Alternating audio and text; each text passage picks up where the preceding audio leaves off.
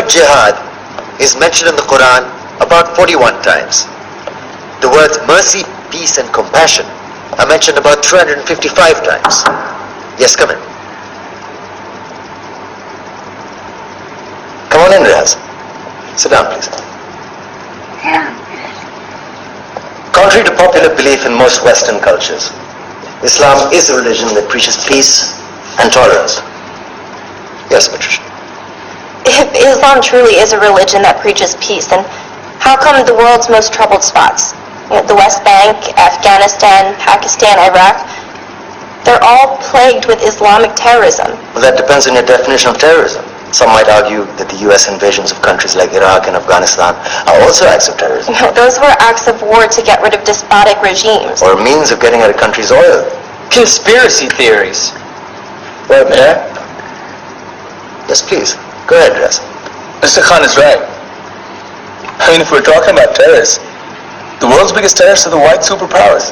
Come on now. No, really, stop and think about it. Explain 9/11. Okay. Do you know how many people died in the Twin Towers strike?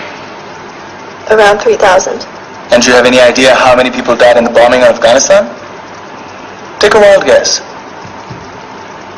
More than 15,000 people died. And that's just conservative figures. About 50,000 tons of explosives were dropped on innocent civilians. Men, women, children. Yeah, but that was because of the Taliban. Now that you brought it up, did you know that the Taliban was a creation of the CIA to fight the Russians? Whatever. They were still harboring terrorists. Yeah, right. Terrorists that were never found. Just like the weapons of mass destruction that were never found in Iraq. Do you want to get into the death toll in Iraq? 500,000 civilians and counting. And what do Britain and America say when they don't find these weapons? It's simple. They just say sorry.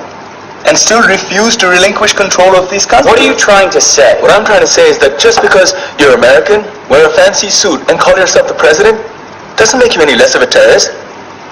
I'm saying that if you don't stop meddling in other people's countries, you will face a backlash. If Muslims like you feel that way, then why don't you get out of our country? We will. As soon as you promise to leave ours.